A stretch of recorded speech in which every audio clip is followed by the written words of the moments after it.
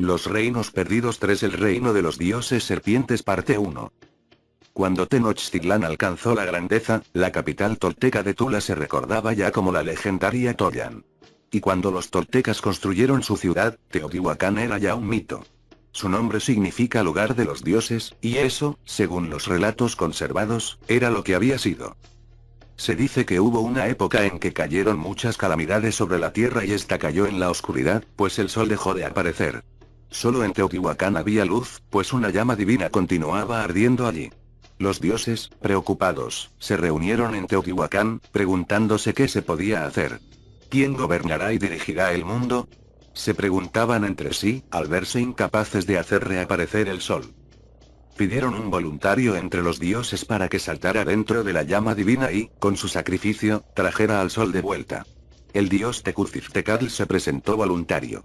Poniéndose su atuendo reluciente, avanzó hacia la llama. Pero, cada vez que se acercaba al fuego, retrocedía acobardado.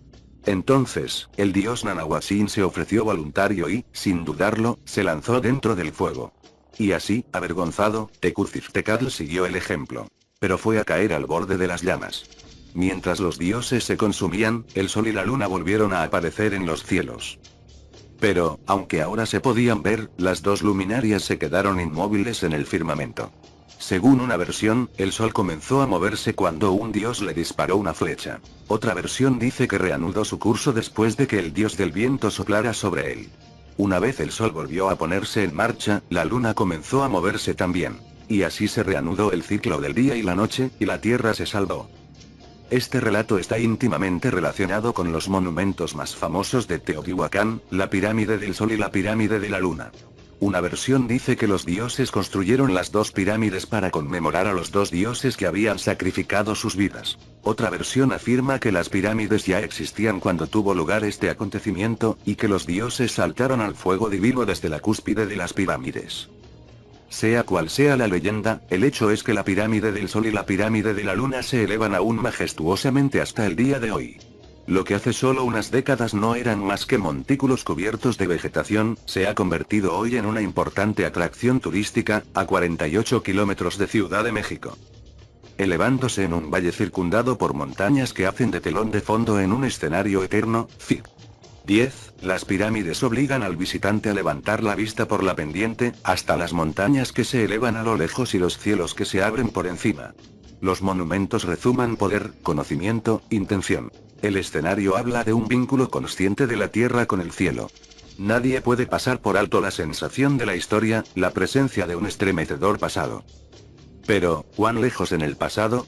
Los arqueólogos supusieron al principio que Teotihuacán se había construido en los primeros siglos de la era cristiana.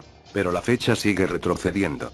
Los trabajos sobre el terreno indican que el centro ceremonial de la ciudad ya ocupaba 11,52 kilómetros cuadrados hacia el 200 AC. En la década de 1950, un importante arqueólogo, M. Covarrubias, admitió con incredulidad que la datación por radiocarbono daba al lugar la casi imposible fecha del 900 AC y diría Narod México en Central América.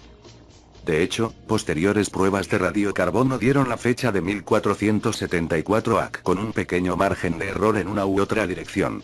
Una fecha alrededor de 1400 AC se acepta generalmente hoy en día, que es cuando los olmecas, que pudieron haber sido el pueblo que construyó en realidad las monumentales estructuras de Teotihuacán, estaban fundando grandes centros ceremoniales por todo México.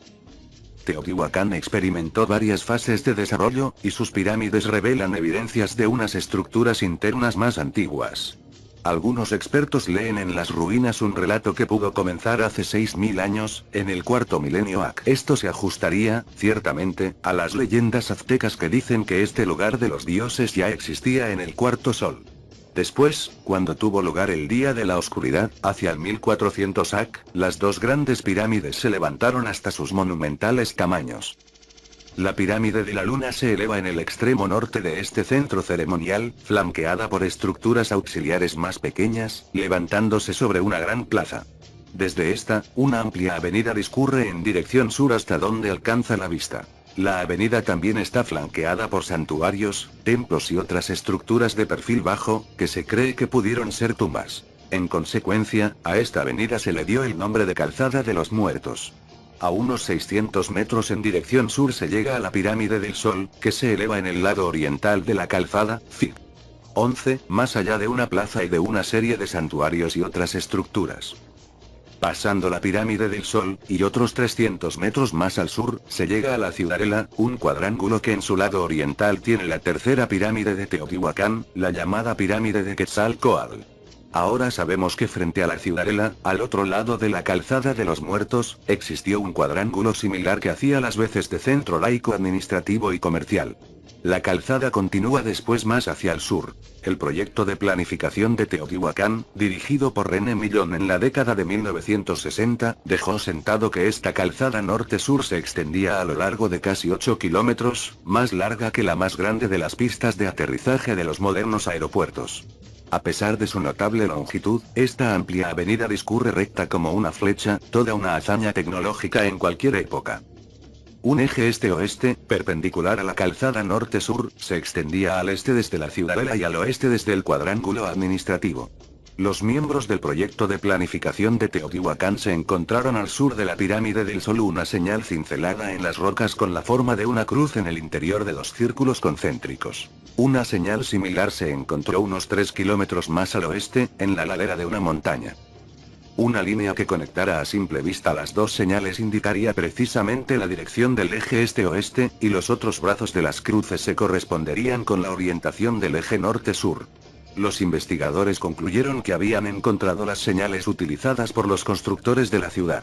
Sin embargo, no ofrecieron ninguna teoría para explicar de qué medios se valieron en la antigüedad para trazar realmente la línea entre dos puntos tan distantes entre sí.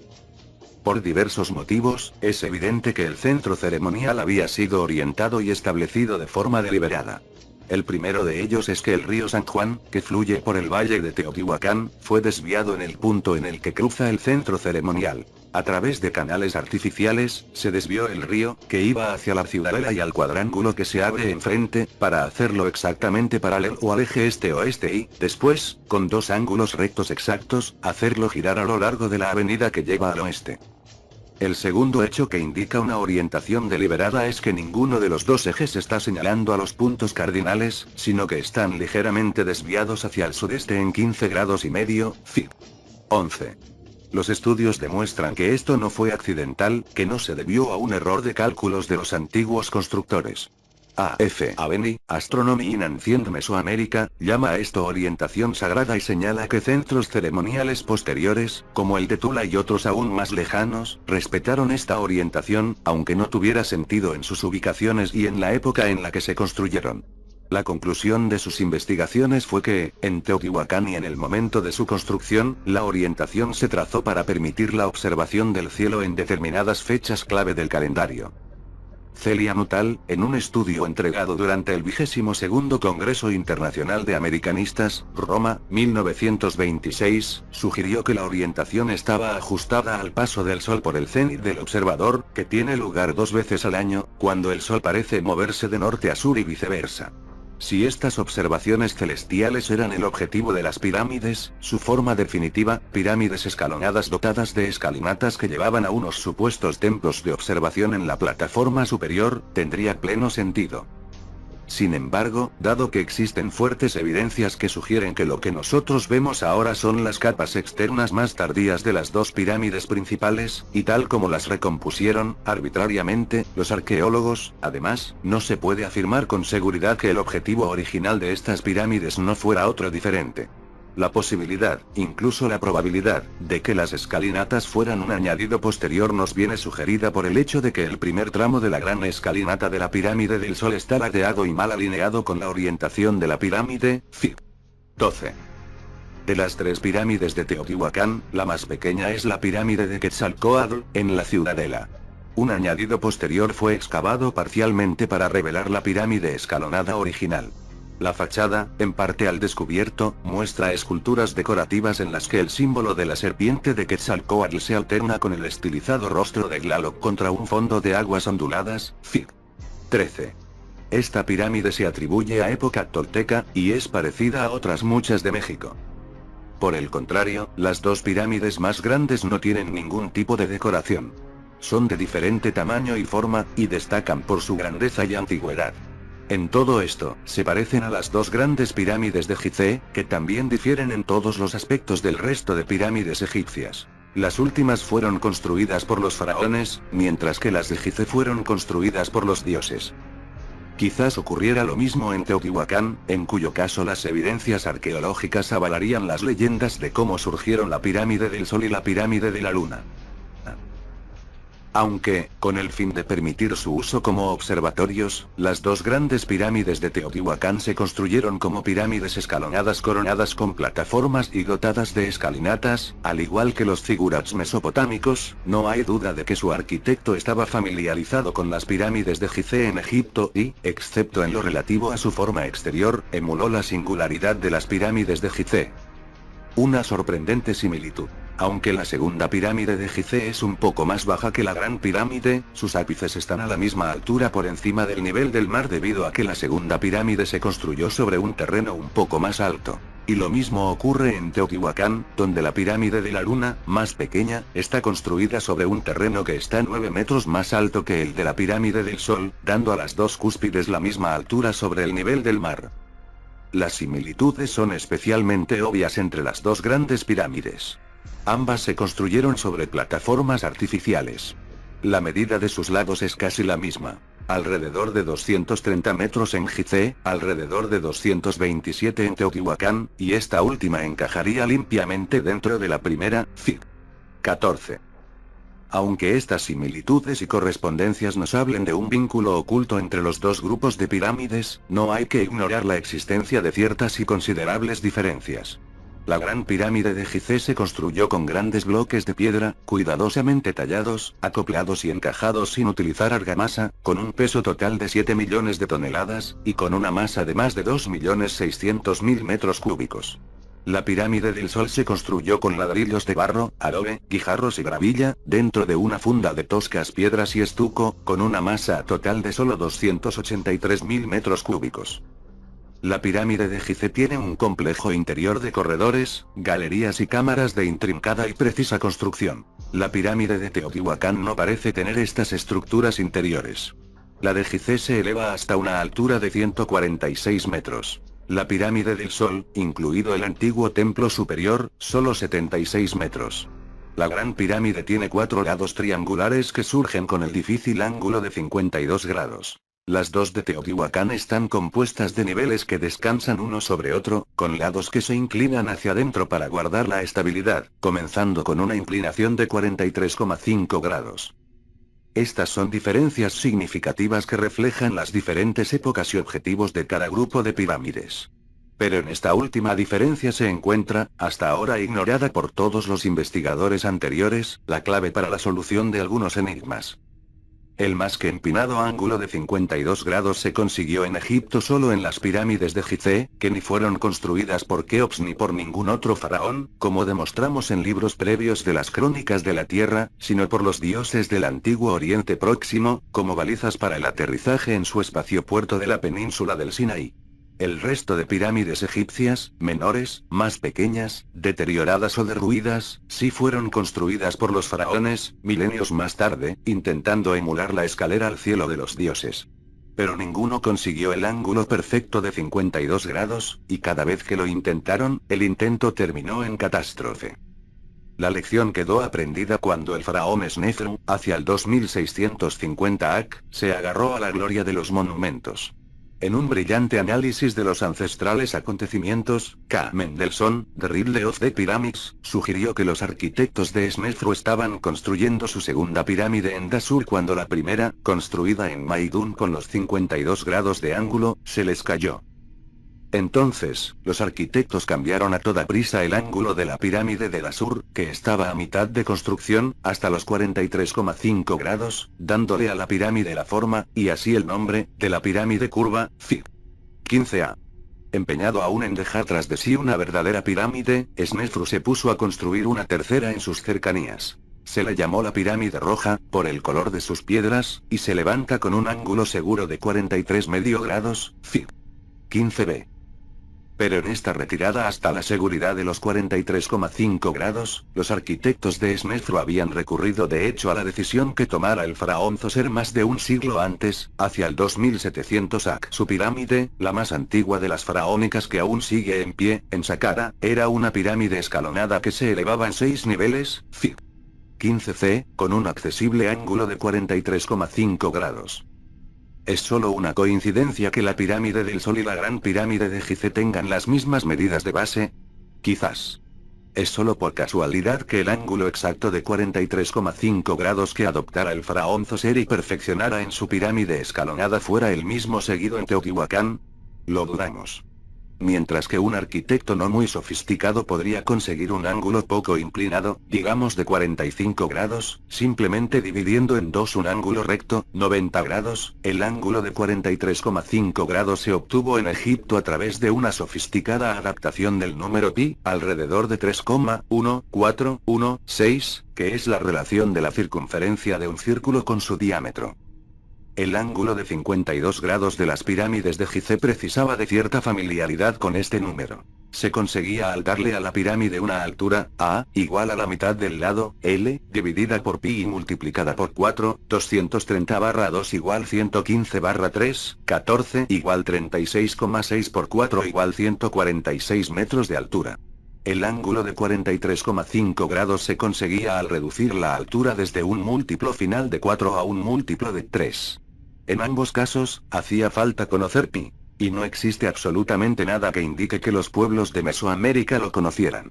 ¿Cómo puede ser, entonces, que el ángulo de 43,5 grados aparezca en las estructuras de estas dos singulares pirámides de Teotihuacán, si no es a través de alguien familiarizado con las construcciones de las pirámides egipcias?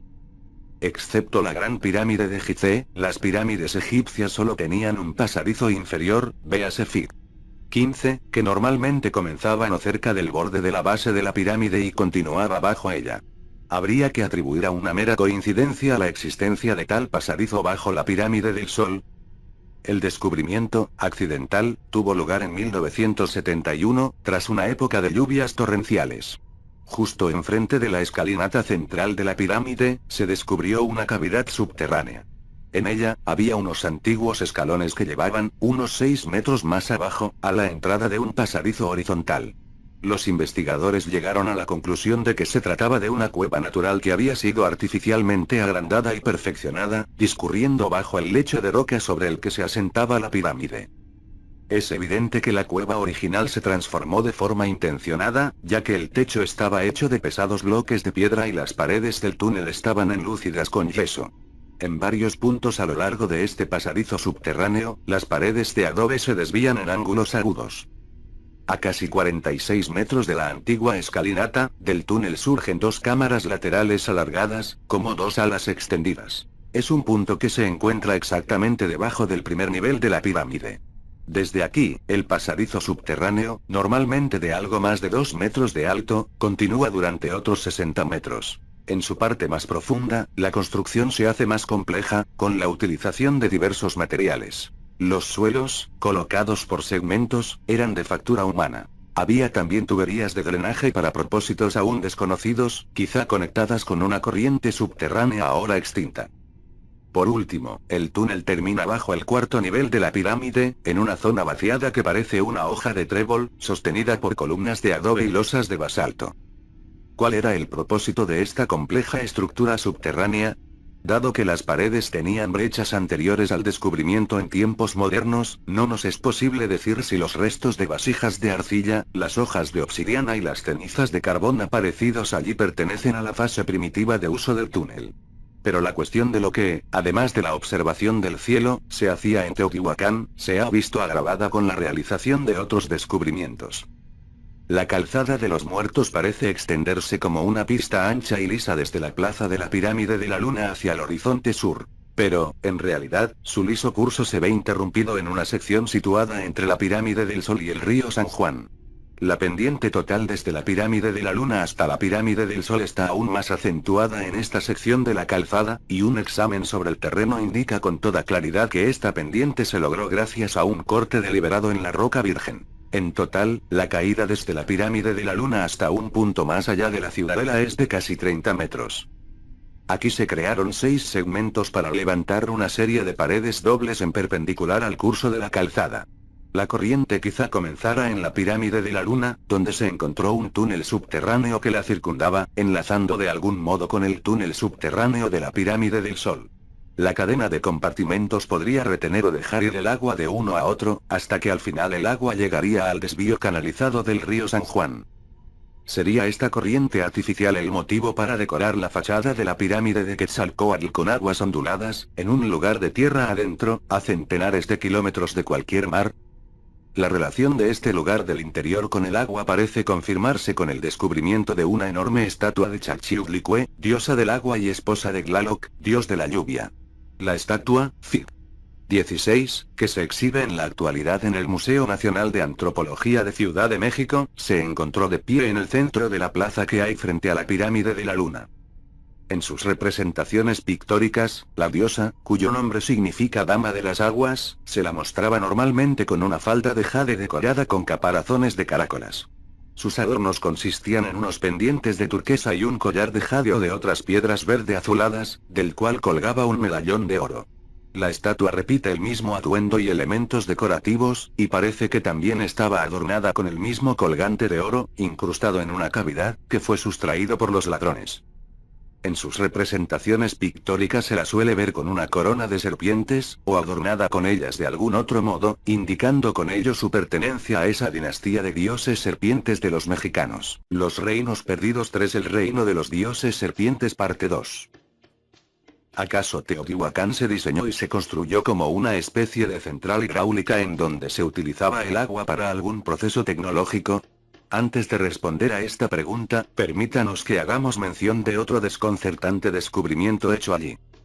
A lo largo del tercer segmento que se encuentra debajo de la pirámide del Sol, las excavaciones de una serie de cámaras subterráneas interconectadas revelaron que algunos de los pisos estaban cubiertos con una gruesa lámina de mica.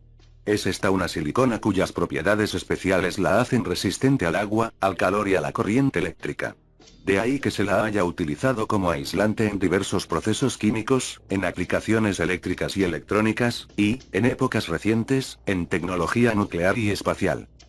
Las singulares propiedades de la mica dependen en cierta medida de los rastros que pueda tener de otros minerales y, por tanto, de su origen geográfico. Según la opinión de los expertos, la mica encontrada en Teotihuacán es de un tipo que solo se puede encontrar en el lejano Brasil. También se han encontrado rastros de esta mica en los restos sacados de los distintos pisos o niveles de la pirámide del Sol, cuando fue descubierta a principios de este siglo. ¿Qué uso se le pudo dar a este material aislante en Teotihuacán? Nos da la impresión de que la presencia del Señor y la Señora del Agua, junto con la principal deidad Quetzalcóatl, la avenida en pendiente, todas esas estructuras, cámaras subterráneas y túneles, la desviación del curso del río, las secciones subterráneas con sus desagües, y los compartimientos bajo tierra forrados de mica, eran, todos ellos, componentes de una planta concebida científicamente para la separación, el refinado o la purificación de sustancias minerales. Tanto si es a mediados del primer milenio AC, como si, más probablemente, fuera a mediados del segundo milenio AC, alguien familiarizado con los secretos de la construcción de pirámides llegó a este valle. Igualmente entendido en ciencias físicas, creo, a partir de los materiales disponibles en la zona, una sofisticada planta procesadora. ¿Sería alguien que buscaba oro, como el colgante de la Dama del Agua podría sugerir, o algún otro mineral aún más raro? Y si no era el hombre, serían sus dioses, tal como las leyendas relativas a Teotihuacán y su mismo nombre vienen sugiriendo desde siempre. ¿Quiénes, además de los dioses, fueron los moradores originales de Teotihuacán? ¿Quiénes llevaron las piedras y la argamasa para levantar sus primeras pirámides? ¿Quiénes canalizaron las aguas y operaron los desagües? Los que aceptan que Teotihuacán no es más antigua que unos cuantos siglos antes de Cristo tienen una respuesta muy simple: los toltecas. Los que se inclinan por unos inicios mucho más antiguos han comenzado a señalar a los olmecas, un enigmático pueblo que emergió en la escena de América Central a mediados del segundo milenio AC. Pero los mismos olmecas plantean muchos enigmas, pues parecen haber sido negros africanos. Y esto también es anatema para aquellos que, simplemente, no pueden aceptar que hace milenios hubiera viajes transatlánticos. Aun cuando el origen de Teotihuacán y de sus constructores esté envuelto en el misterio, es casi seguro que, en los siglos anteriores a la era cristiana, gentes de etnia tolteca comenzaron a llegar a la zona. Realizando en principio faenas de tipo manual, poco a poco aprendieron los oficios de la ciudad y adoptaron la cultura de sus maestros, inclusive la escritura pictográfica, los secretos de la orfebrería, el conocimiento de la astronomía y el calendario, y el culto a los dioses. Hacia el 200 AC, fueran quienes fueran los que gobernaran Teotihuacán, recogieron los trastos y se fueron, y el lugar se convirtió en una ciudad tolteca.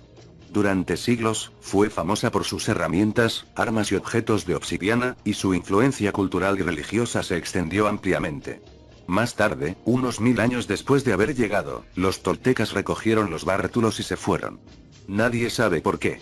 Pero la salida fue total, y Teotihuacán se convirtió en un lugar desolado, vivo solo en los recuerdos de un pasado glorioso.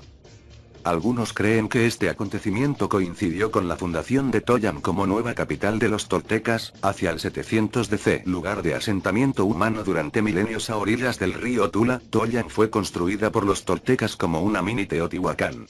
Los códices y la tradición popular hablan de Tollan como de una legendaria ciudad, centro de artes y oficios, esplendorosa con sus palacios y sus templos, resplandeciente de oro y piedras preciosas.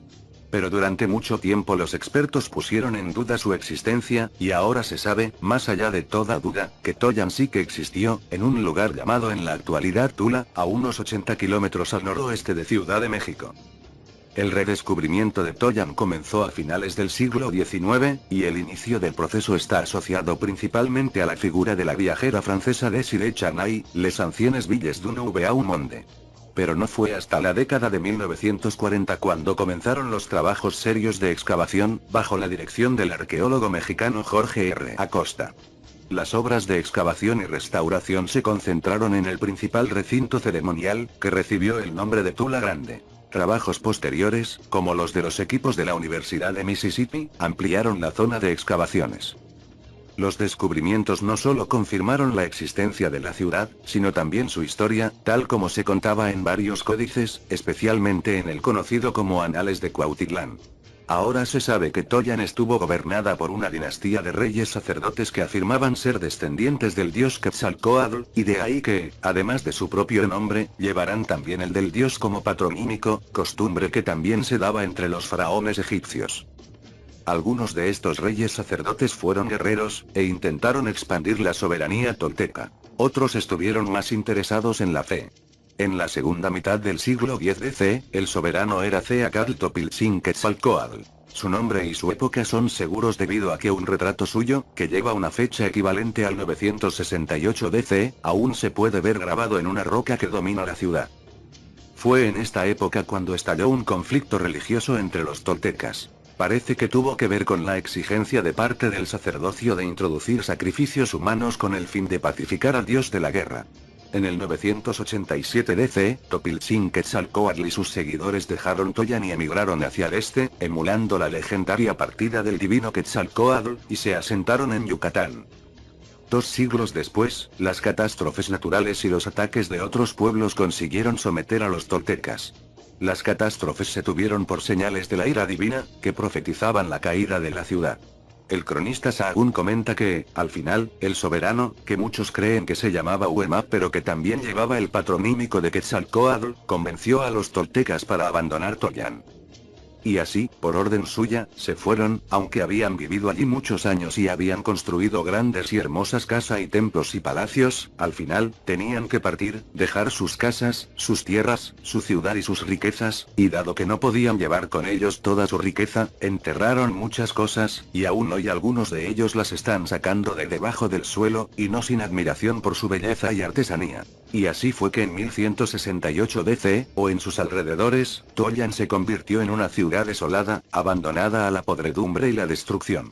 Se dice que cuando el primer jefe azteca puso sus ojos sobre las ruinas de la ciudad, lloró amargamente. Las fuerzas destructoras de la naturaleza habían recibido la ayuda de diversos invasores, merodeadores y ladrones que profanaron los templos, derruyeron los monumentos y destrozaron todo lo que aún quedaba en pie. Y así, Tollan, arrasada y olvidada, se convirtió en no más que una leyenda. Lo que se sabe de Toyan 8 siglos después da prueba de lo adecuado de su nombre, que significa lugar de muchos barrios. Pues parece que estaba compuesta de muchos barrios y recintos que ocupaban alrededor de 18 kilómetros cuadrados. Como en Teotihuacán, a la que intentaron emular sus arquitectos, el corazón de Toyan era un recinto sagrado que se extendía a lo largo de un eje norte-sur de alrededor de 1,5 kilómetros de longitud. Estaba flanqueado por unos grupos ceremoniales con una orientación este-oeste, perpendicular al eje norte-sur. Como ya hemos dicho, la orientación la daba la inclinación sagrada de Teotihuacán, aunque en aquella época y en la ubicación geográfica de Toyan ya no tenía sentido en términos astronómicos. En lo que pudo haber sido el límite norte del recinto sagrado, se encontraron los restos de una estructura extraña. Por delante, era algo parecido a una pirámide escalonada regular, con su escalinata. Pero en la parte de detrás, la estructura era circular, y estaba coronada probablemente por una torre. Este edificio pudo servir de observatorio. Y, ciertamente, pudo servir de modelo para el posterior templo azteca de Quetzalcóatl en Tenochtitlán, así como para otras pirámides observatorio circulares de otros lugares de México. El principal recinto ceremonial, a algo más de 1 kilómetro hacia el sur, se ubicó alrededor de una gran plaza cuadrada central, en medio de la cual se levantaba el gran altar. El templo principal se elevaba en la cúspide de una gran pirámide de 5 niveles en el lado oriental de la plaza. En la parte norte, una pirámide más pequeña, también de 5 niveles, servía de plataforma elevada para otro templo. Estaba flanqueada por edificios de múltiples cámaras que muestran señales de fuego y que podrían haber servido para algún propósito industrial. Cerrando el lado sur de la plaza, había unos edificios o vestíbulos alargados cuyos techos descansaban sobre hileras de pilares. Una cancha para el sagrado juego de pelota del Glatzli completaba el cuadrado de la plaza por el oeste, Fig. 17. Reconstrucción de un dibujante sugerida por el arqueólogo P. Salazar Ortegón. Entre este complejo principal de Tula Grande y el límite norte del recinto sagrado, existían como es natural varias estructuras y grupos de edificios. También se excavó otra cancha. En los complejos particulares y por todo el recinto, se encontraron muchas estatuas de piedra. Entre estas, no solo había estatuas de animales, como la del familiar coyote y la del no tan familiar tigre, sino también las de un semidios reclinado llamado Chacmool, Fig. 18. Los toltecas también esculpían estatuas de sus jefes, a los que solían representar como hombres de baja estatura. A otros, ataviados como guerreros y con el arma atlatl, una espada curva o lanzadera de flechas, en la mano izquierda, se les representó en relieve sobre columnas cuadradas, Fig. 19a, tanto de perfil como vistos desde detrás, Fig. 19b. Cuando se comenzó con el trabajo arqueológico metódico y sostenido en la década de 1940 bajo la dirección de Jorge R. Acosta, se dirigió la atención a la Gran Pirámide, que, frente al gran altar, tenía un obvio objetivo astronómico. Con el tiempo, los arqueólogos comenzaron a preguntarse por qué los indígenas de la zona se referían al desolado montículo como el tesoro. Pero cuando, tras comenzar las excavaciones, se encontraron con varios objetos de oro, los trabajadores insistieron en que la pirámide se elevaba sobre un campo de oro y se negaron a proseguir con el trabajo. Sea realidad o superstición, escribió Acosta, lo cierto es que el trabajo se detuvo y ya nunca se volvió a retomar. Entonces, el trabajo se concentró en la pirámide más pequeña, a la que en un principio se le llamó Pirámide de la Luna, después Pirámide B y, por último, Pirámide de Quetzalcóatl. La designación proviene principalmente del largo nombre con que los nativos identificaban al montículo, que significa Señor de la Estrella de la Mañana, supuestamente, uno de los epítetos de Quetzalcóatl, y de los restos de enyesados de colores y bajorrelieves que adornaban los niveles de la pirámide, evidenciando que sus ricas decoraciones estaban dominadas por el motivo de la serpiente emplumada. Los arqueólogos creían también que había dos columnas redondas de piedra, de las que se habían encontrado varios fragmentos, que estaban talladas con la imagen de la serpiente emplumada, y que se elevaban como pilares del pórtico de la entrada del templo que había en la cúspide de la pirámide.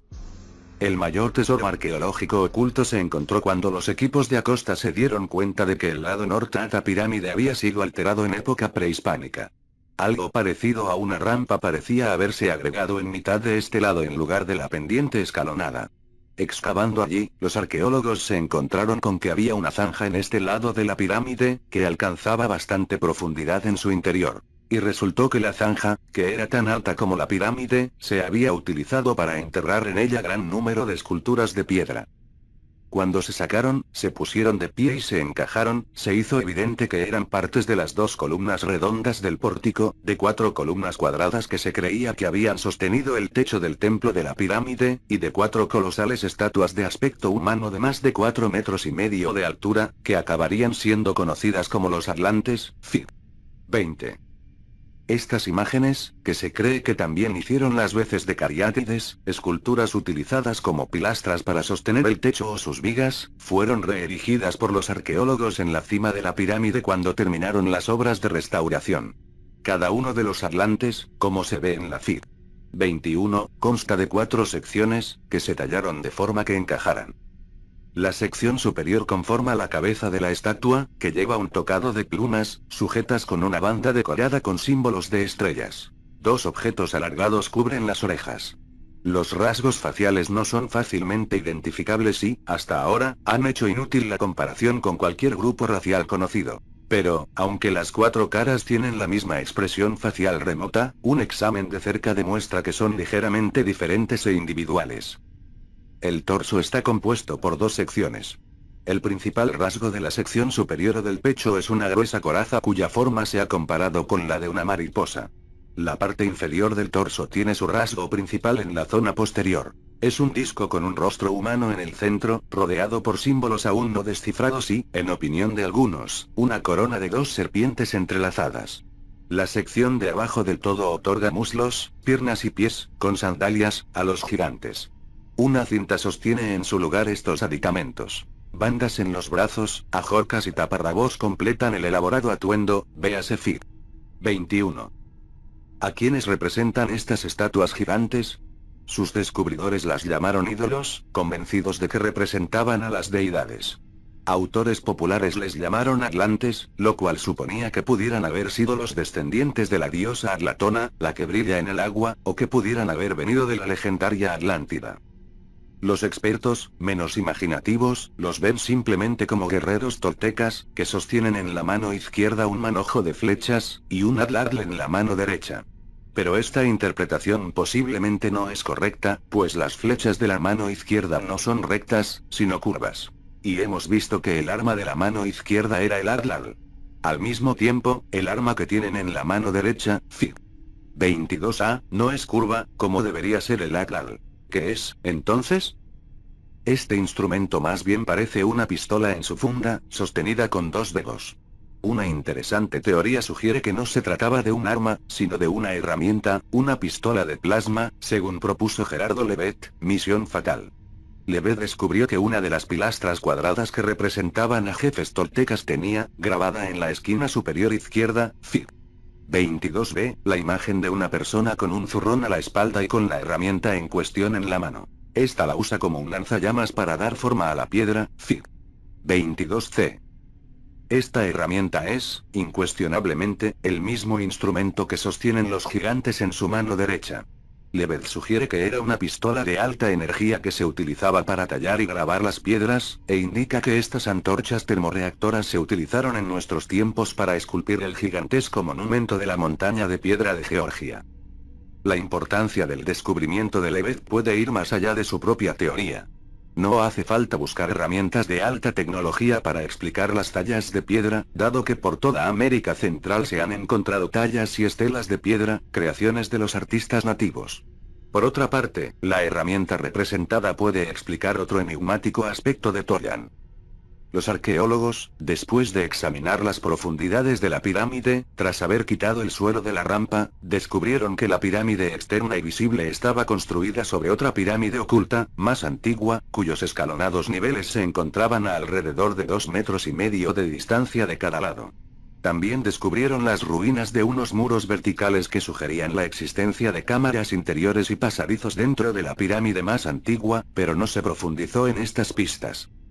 Se encontraron con un detalle extraordinario, una tubería de piedra hecha de secciones tubulares que encajaban a la perfección, Fig. 23, con un diámetro interior de 45 centímetros.